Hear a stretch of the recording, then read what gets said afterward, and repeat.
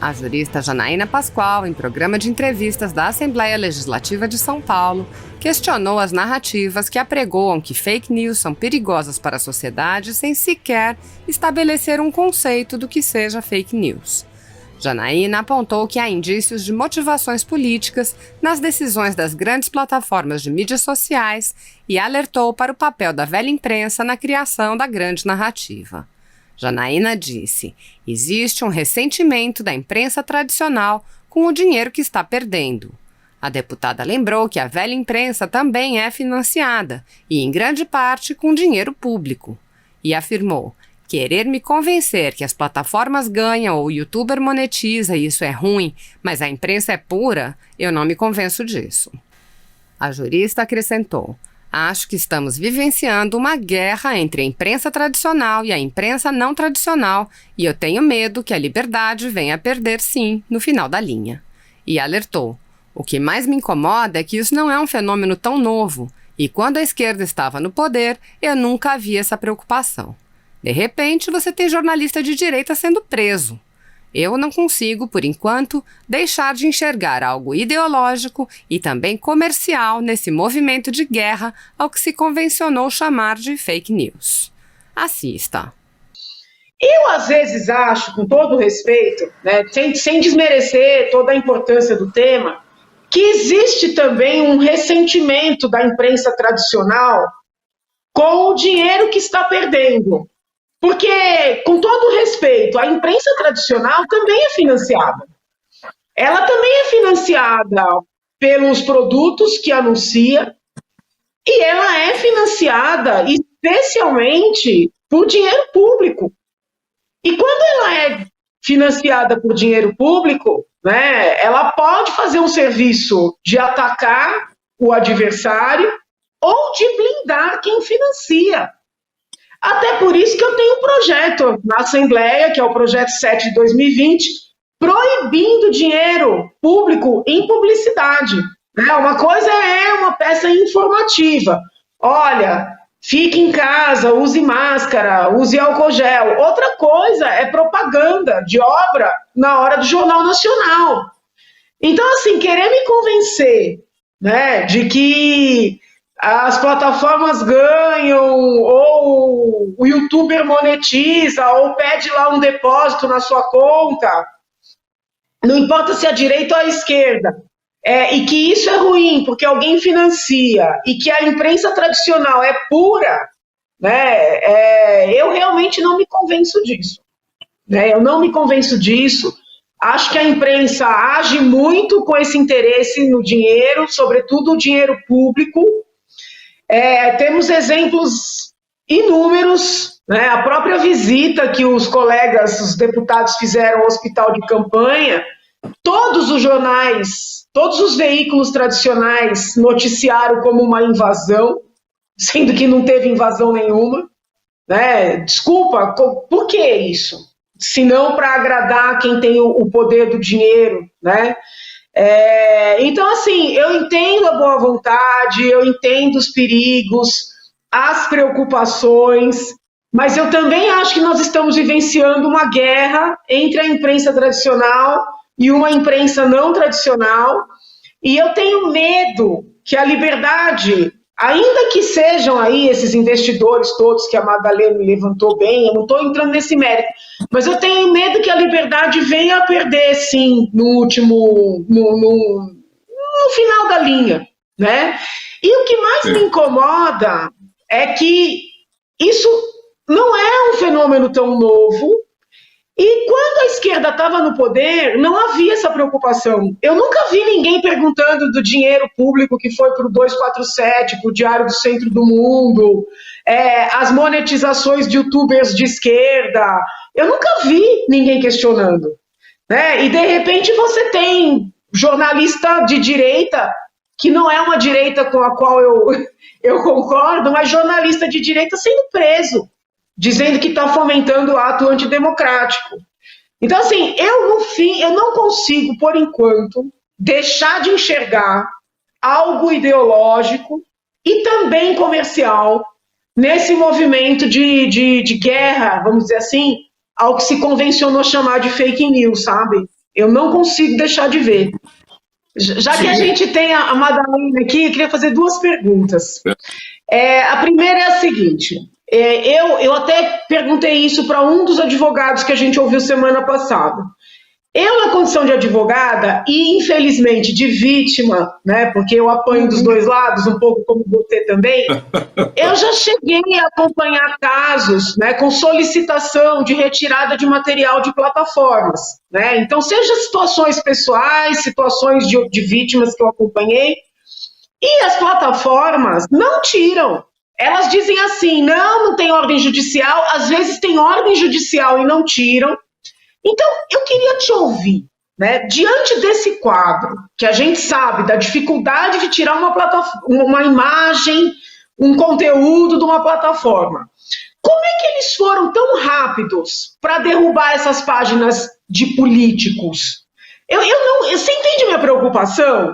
Às vezes você tem situações envolvendo assim, material por exemplo, eu orientei uma tese que trata daquele, né, que a pessoa desmancha um namoro, aí a pessoa que foi abandonada não se conforma, pega um material íntimo, joga nas redes. É difícil conseguir tirar isso das redes, sabe? Alega-se tudo para não retirar esse material. Aí, de repente, do nada, sem uma ordem judicial, derrubaram dezenas de páginas. Eu nem estou entrando no mérito se são petistas, bolsonaristas, MBListas, sei lá. Mas por que nesses casos que tem um conteúdo político, certo ou errado, agressivo ou não agressivo, as páginas agem, e em situações em que você às vezes tem exposição de intimidade de mulheres, de crianças, até ameaças, discriminação religiosa, aí eles se apegam na liberdade de expressão. A minha preocupação será que essas plataformas agora, né, não estão utilizando esse seu poder para coibir o debate político, por pior que ele seja, ou por pior que seja o nível em que esse debate esteja? E eu gostaria de aproveitar o momento, senhor presidente, para dizer o seguinte: nenhuma ditadura é boa para o Brasil, nenhuma ditadura será boa para o Brasil, muito menos a ditadura do judiciário. O que nós estamos vendo, e agora parece que está sendo ensaiado aí um pedido de desculpas por parte do ministro Gilmar Mendes, com mais não sei quem. Olha, a agressão que foi cometida contra as Forças Armadas, especialmente o Exército, foi muito grande.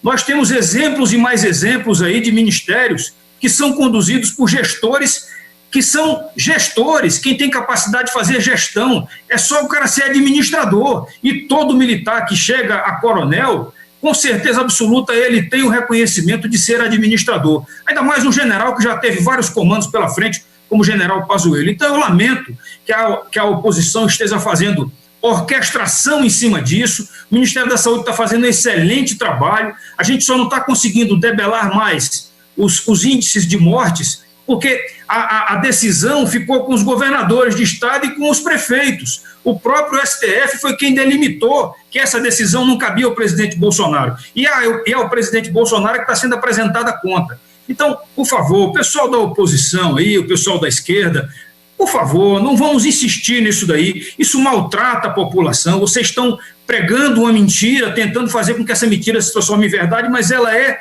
totalmente injusta e mentirosa. Tá certo? Eu lamento, mais uma vez, senhor presidente, que a gente esteja vivenciando esse ativismo político dentro de alguns órgãos, especialmente na Suprema Corte. A Suprema Corte deveria honrar o seu papel, obedecer à liturgia do cargo, fazer por merecer serem chamados de ministro do Supremo Tribunal Federal.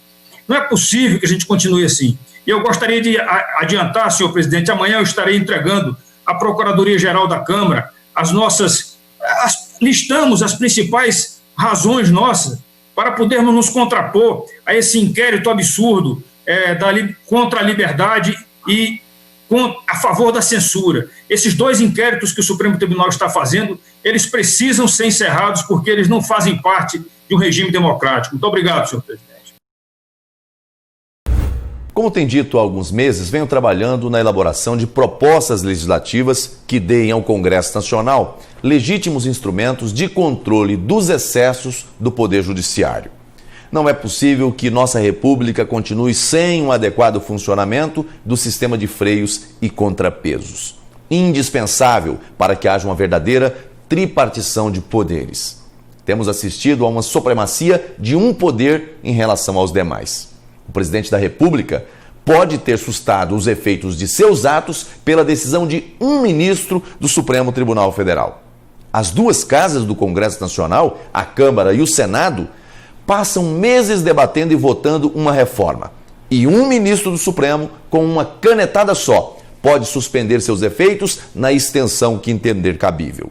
Ou seja, Executivo e Legislativo são drástica e dramaticamente controlados pelo Supremo Tribunal Federal, enquanto que ele, o STF, parece não poder ter seus atos sequer analisados à luz da Constituição Federal.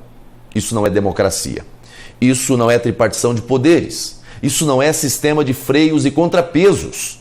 E mais, o Supremo pode instaurar um inquérito, ordenar buscas e apreensões e prisões em flagrante violação ao sistema acusatório, e isso ainda é tido como constitucional por 10 de seus ministros. O país inteiro assiste estupefato à violação de regras constitucionais básicas e ninguém pode fazer nada.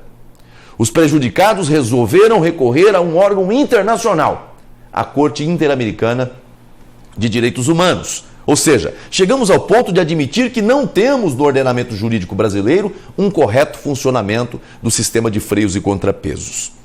Precisamos buscar socorro no exterior.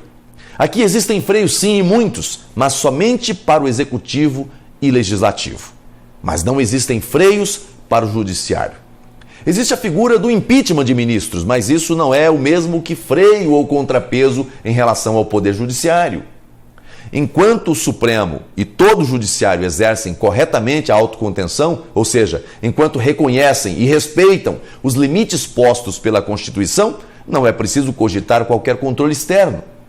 Mas quando esses limites são rompidos, a Constituição Federal precisa prever mecanismos de contenção, porque o poder pertence ao povo, à nação brasileira, e não ao presidente da República, aos congressistas ou aos ministros do Supremo. Todo o poder emana do povo. É o que proclama a Constituição Federal.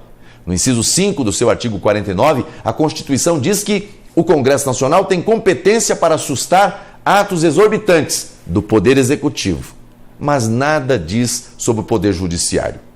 Isso não é razoável.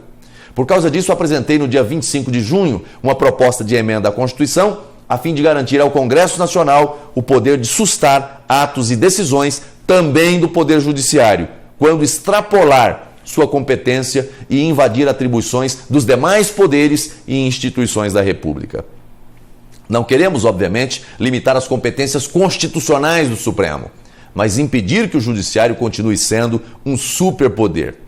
Assim como o Executivo e o Legislativo, o Supremo também precisa estar sujeito a controle para que não extrapole suas competências. A PEC que apresentei precisa de 27 assinaturas para tramitar. Quero agradecer aos senadores que já assinaram: senador Everton, Girão, Omar Aziz, Lucas Barreto, Eumano Ferrer, Harold de Oliveira e Zequinha Marinho. E pedir que os demais senadores apoiem para que possa entrar em tramitação. Vozes contrárias certamente surgirão, mas hoje há uma clareza nacional da urgente necessidade de construir em nossa República um sistema de freios e contrapesos que seja completo, para que a tripartição de poderes funcione de verdade. Deus abençoe você, Deus abençoe o Brasil.